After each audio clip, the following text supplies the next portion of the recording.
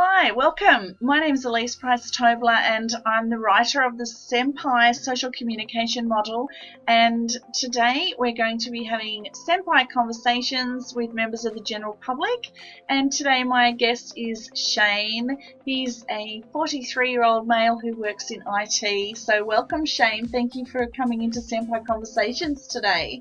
Glad I could be here. Thank you for inviting me. My pleasure.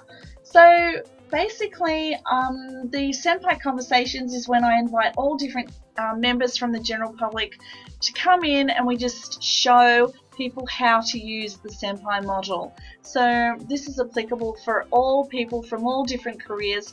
Even little children from age 3 right through to adult can use the SEMPI model, and it's a pay it forward altruistic model, so hopefully you learn it and then you send it on and teach the next person. So in this situation today, I'll be the listener and Shane will be the sharer.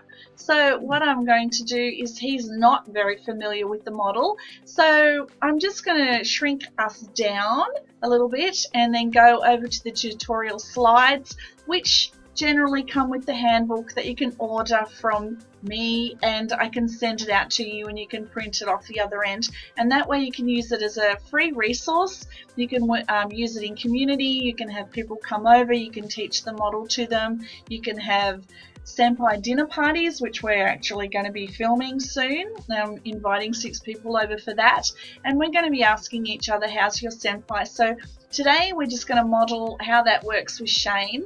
So let's just shrink us down, and what we're going to do is, basically the model is, if you come across somebody who's not looking particularly happy and you say to them, are you okay?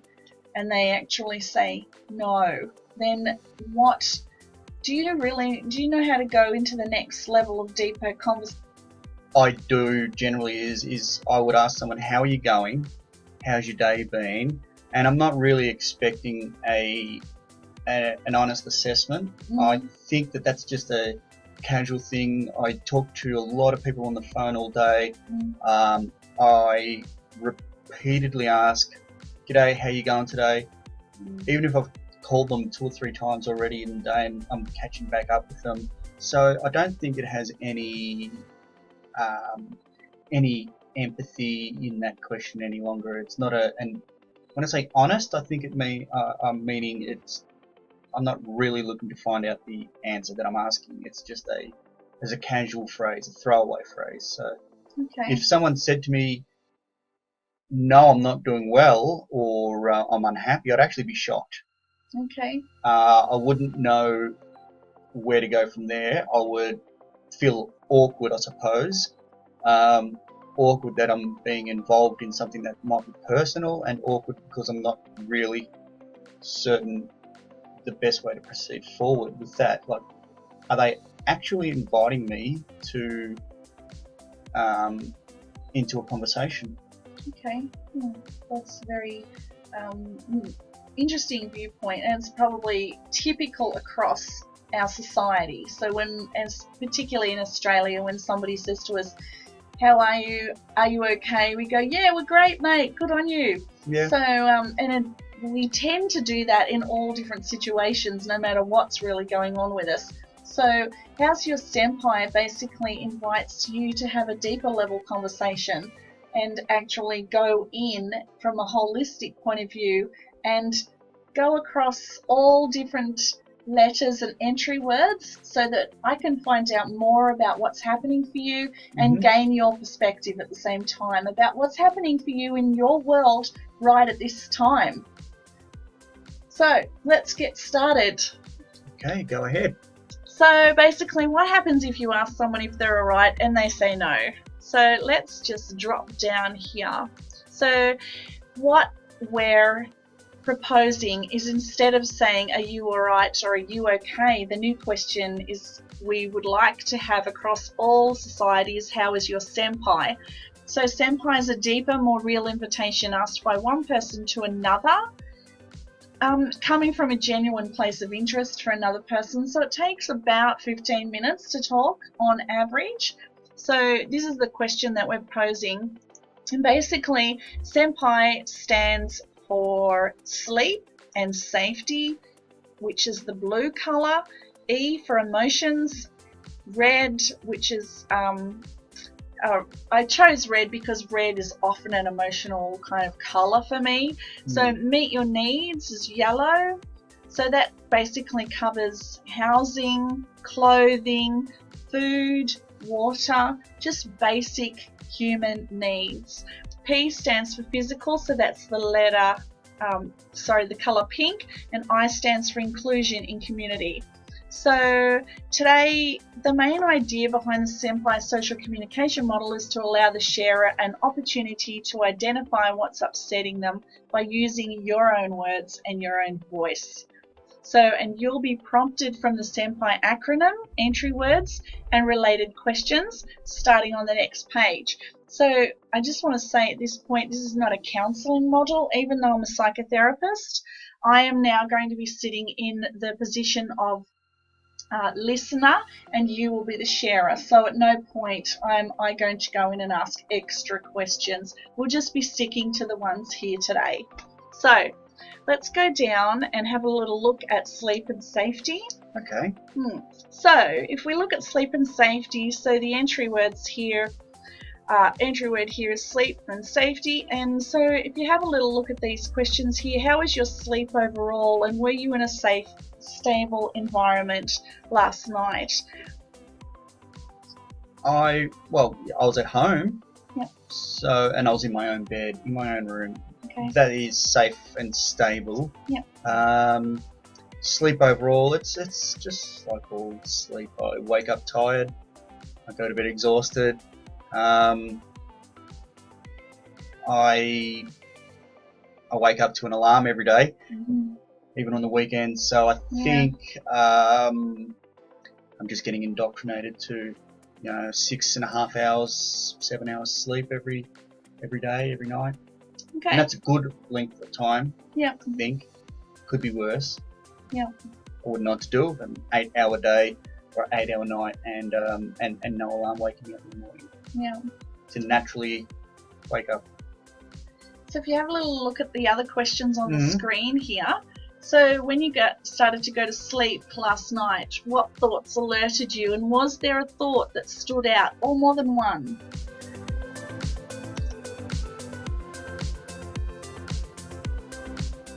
I suppose as I am drifting off to sleep, it's a time when it's pretty much the only time of the day when I'm not being distracted by my phone or other social media, work, emails.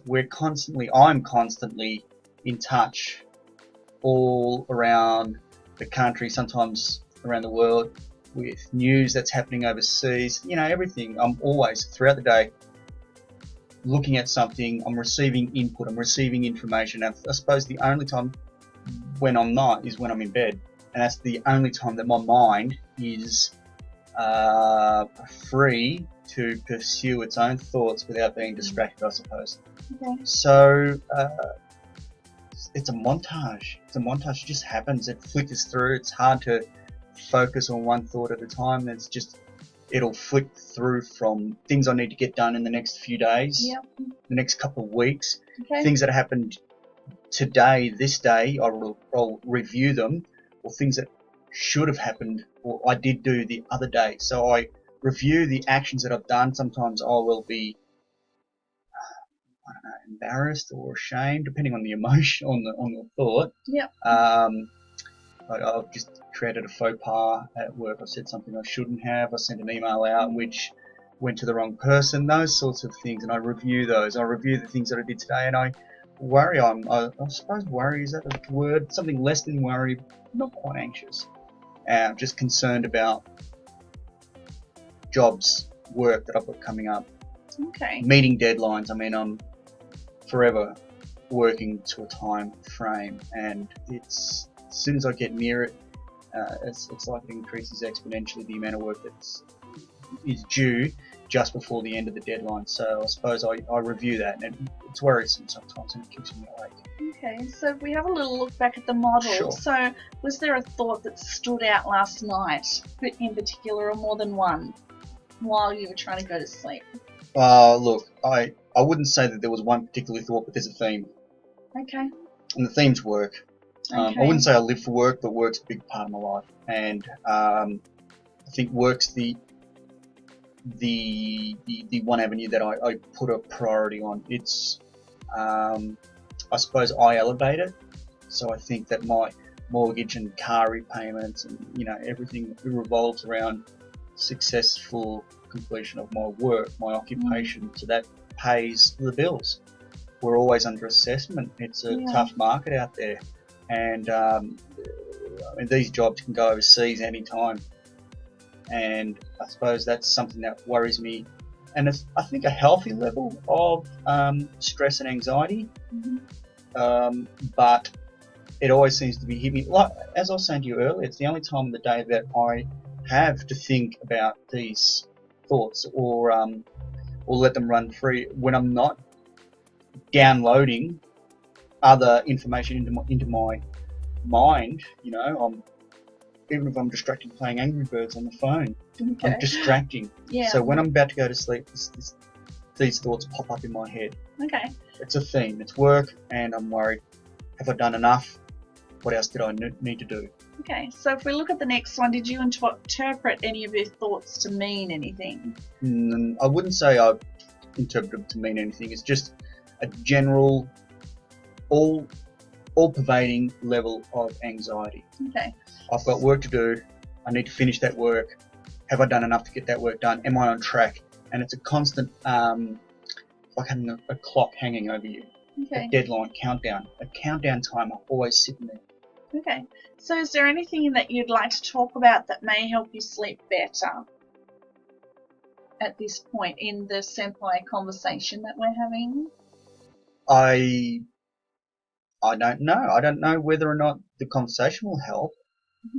Maybe allow me just to sort of get something off my chest, and just maybe if I can talk to someone who's in a similar position to me, they would say, well, that's how they feel, or this is normal. If you're in a different type of career path, that's how they feel. Is what I'm feeling normal? Is this just me? Am I at a level of let's call it anxiety? Am I at a level of stress and anxiety that's manageable? Is everyone else doing this? Am I working too hard? Am I working not enough? How do I benchmark? The next question is, are you feeling calm about going to sleep, or do you need some extra support, do you think? So when we ask this question, we've got all the list of numbers on the back of the booklets, the resource booklets that actually come with the model. This is all free. So you can have a little look on the back of here, and there's all sorts of numbers for all sorts of organisations that can help you. Okay. So if you want to have a little look through that later, once we've stopped filming, and then maybe we could go through and you could give them a ring, because like I said, this is not a counselling model.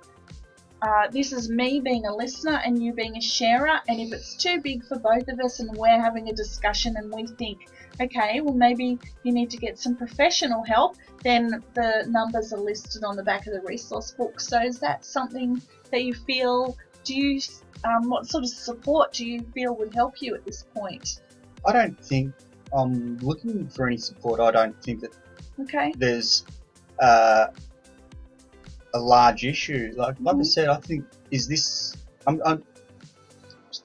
I would think to talk to someone else, just a friend, have a conversation. So just a buddy, Just a buddy, and say, this is how it is. This is how it is. Okay, cool. I would benchmark if I'm on track with my life, and am I working too hard? Do I have a good balance? Yeah. Okay, so the very last question here is, do you need extra talking time or a referral service? So you basically identified that you'd be happy just talking to a buddy. So you can see by going into the entry word sleep and safety, just the first letter of the entire acronym can be huge if that's where you want to take it. So Sounds like we've covered S pretty well in this presentation, so let's drop into the E, shall we? So E, entry word, stands for emotion. So how are you feeling emotionally? I think that I'm fine. Mm-hmm. Well, I was going to say I'm a little bit tired, but that's not really an emotion. So I think that I am reasonably content. I am just progressing through. I'm neither ecstatically happy or dismally unhappy. Okay. So there's no one emotion that's alerting you? I'm not feeling upset. I'm not feeling sad. I'm not even feeling angry or resentful. I suppose I'm just, if anything, I might be frustrated, if that's an emotion. Okay. I just think sometimes there's not enough time in the day, and the time that I have is always someone else's time. It's my boss's time, it's my family's time, it's my wife's time, my dog's time, my accountant's time. It's some time that I have to devote to other people, and so I suppose the only thing that I would want would be more me time. More time just to be me without having an obligation. So I suppose, is that frustration? That might be frustration, possibly even very mild or something. Okay. Well, alright, so does the emotion have any needs that you can help with? Are you needing extra support with this emotion? I don't think so, no. I'm okay. It's not a debilitating emotion. It's not something that I think I need to see a doctor about. It's sometimes, I suppose, I just wish I had more time for myself, more time to pursue those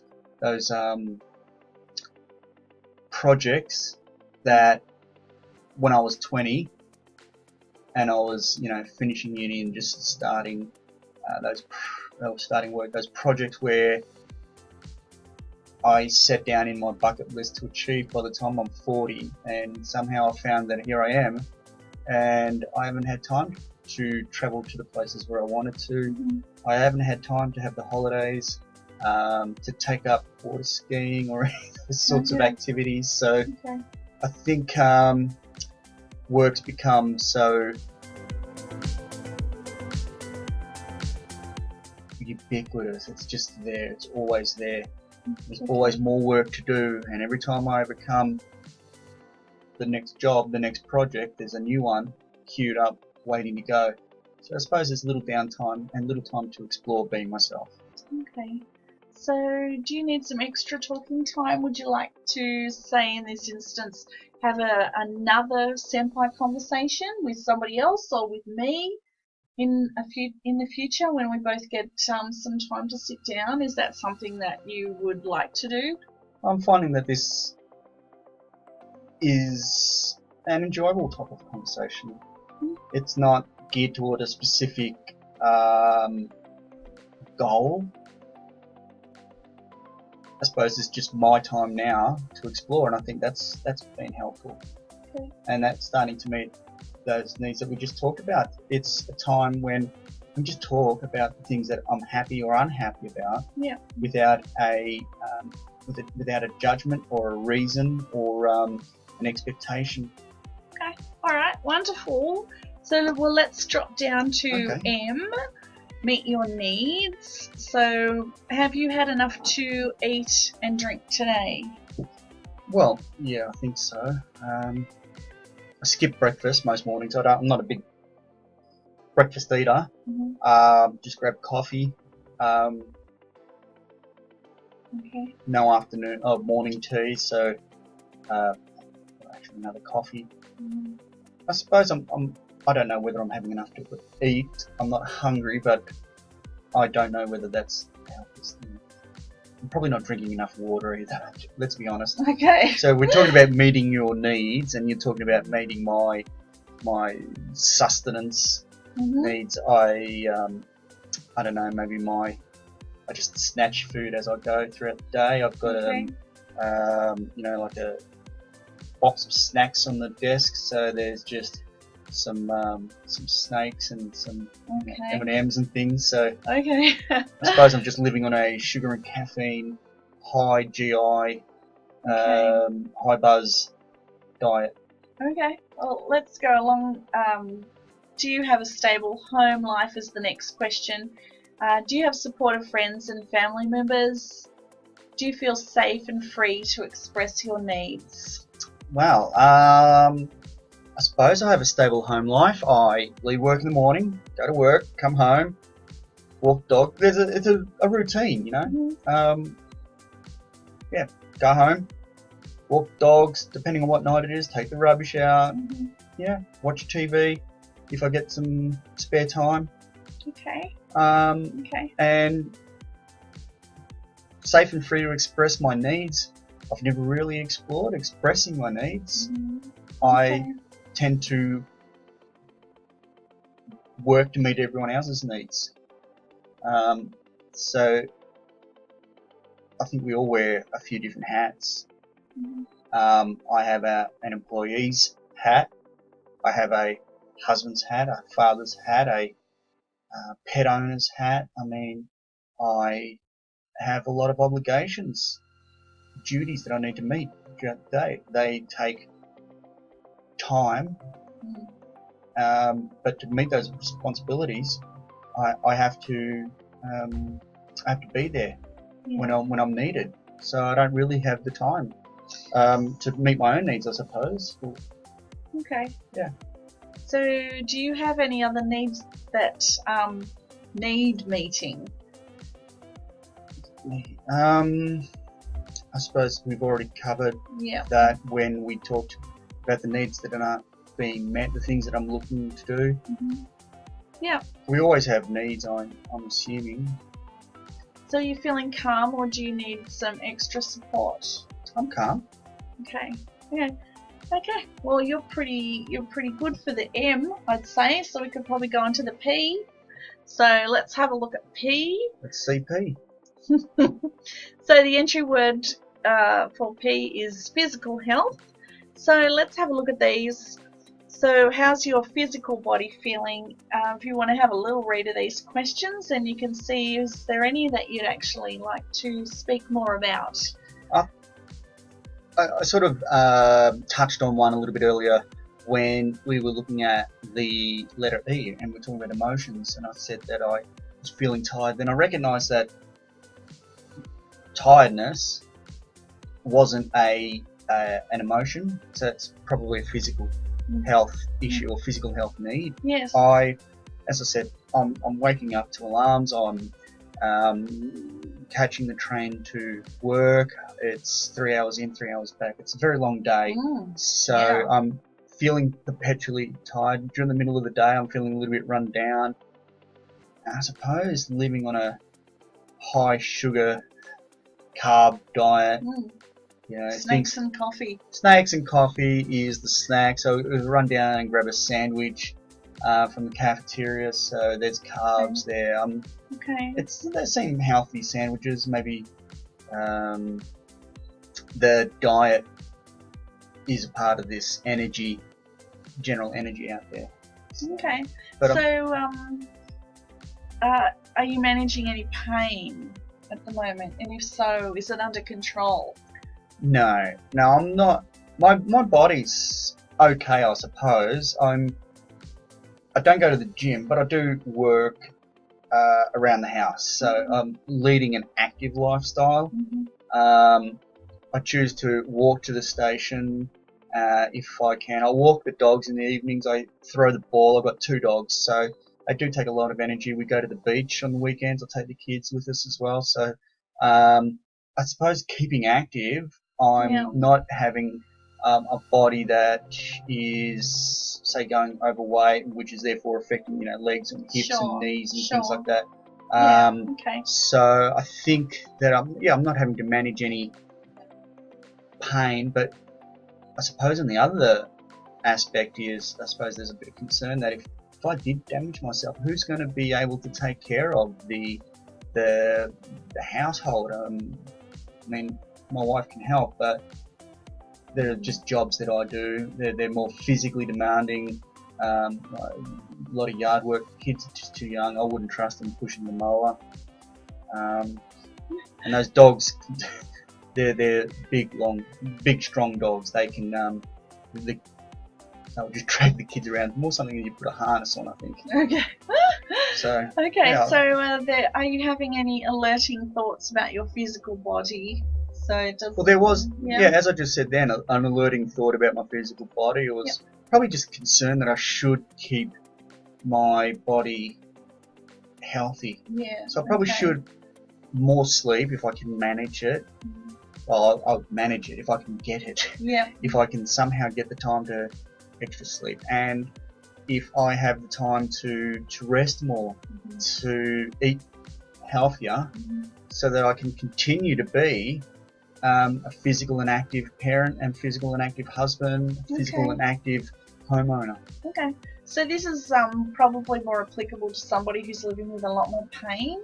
So because the next questions, are you able to settle the thoughts down? Are you feeling well enough, or do you need some extra support, which possibly doesn't apply to you at this point because your pain levels aren't up there.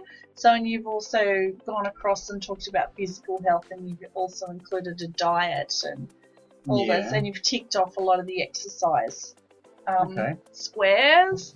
So let's jump through onto inclusion in community.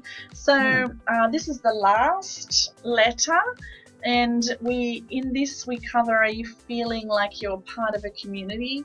If not, are you feeling alone? Is this upsetting you? So do you want to have a look at those two questions? Well, I suppose my family is a community.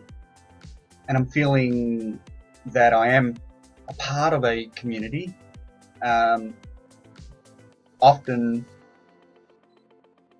I don't get to see my kids as much during the week because work's long hours and there's a long train trip home.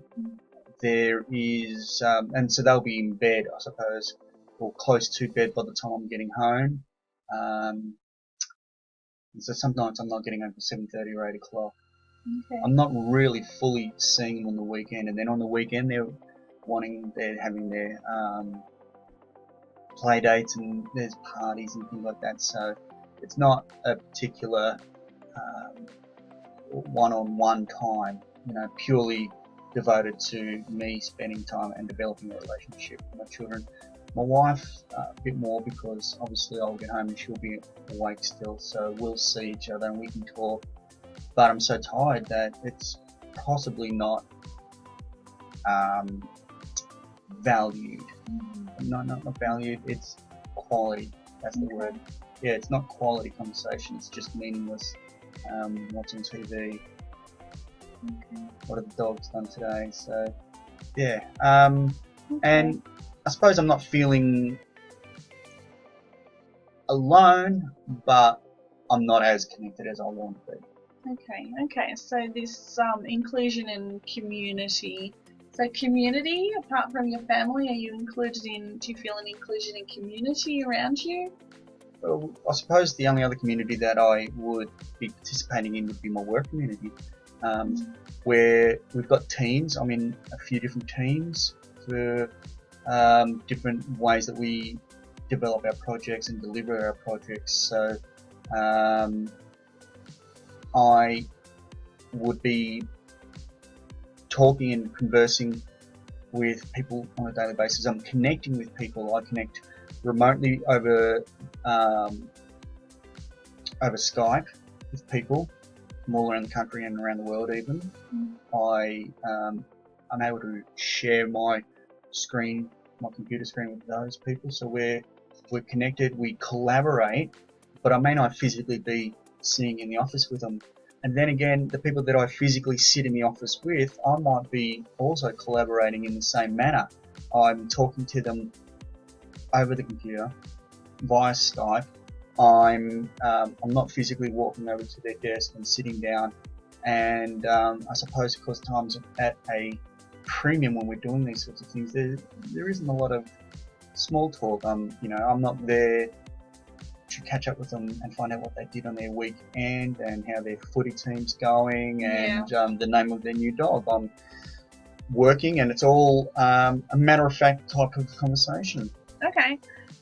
Well, thank you for going through all of the 5 letters with me. I'm just going to go over to the model where we have, did any of the questions resonate with you? And then, so basically, you're pretty familiar with the model by now, I'm thinking. So next time if I said to you, how's your SEMPI, you may not necessarily need to go through SEMPI. You can choose which letter you'd actually like to talk about, and we can just have an entire conversation around that. Sometimes within a week you might have 3 of the letters actually sticking out for you, so you might want to talk about all 3 of them. Sometimes you might not have any.